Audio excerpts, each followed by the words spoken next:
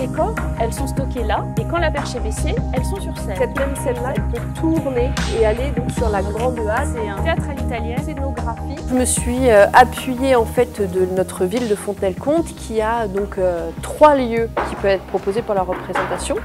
Et j'ai demandé à Vanessa Joussaume de faire la construction des mallettes afin qu'on puisse expliquer de manière pédagogique, ludique, qu'est-ce qu'un théâtre. La demande, c'était d'avoir un outil manipulable par les enfants. Comment on met un théâtre en boîte?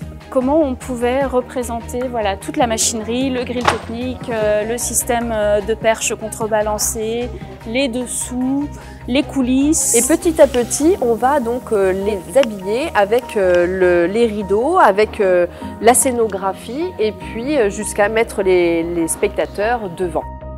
On rajoute des projecteurs pour mettre en valeur, regardez. Dans le temps, ils éclairaient à la bougie.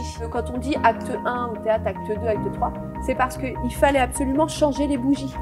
Donc on commençait, et puis la bougie était finie, donc l'acte était fini. On changeait les bougies, entr'acte, voilà, et on recommençait. On va venir abonder en fait tous ces explications avec des commentaires, des anecdotes sur tout ce qui va être les éléments techniques, les rideaux, ce qui va être aussi sur les histoires en fait quand on remonte au temps des rois ou au temps de la Grèce antique. Et donc on va parler à la fois de compagnie, de la comédie française, on va parler de metteurs en scène, on va parler des métiers, on va venir vraiment balayer l'ensemble du milieu du spectacle avec ces mallettes. Donc il va travailler avec quelqu'un qui va gérer la dimension esthétique du spectacle. Quand nous allons aller en maternelle, on va plutôt cibler sur une seule mallette avec un spectacle qui s'appelle La Mère, qui souvent a été présenté avant. Mais ces 3 mallettes peuvent être proposées vraiment à des cycles de primaire, CM2, collège, lycée, voire fac et bien plus. On s'adapte au niveau du public. Peut-être qu'on ne voit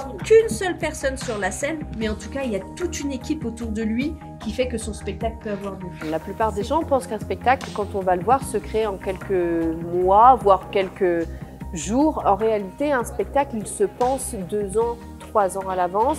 Il y a toute une équipe, un corps de métier qui œuvre pour que le spectacle puisse avoir lieu. Et donc moi je pense que ce qui est important, c'est de faire de la sensibilisation sur le spectacle vivant en général.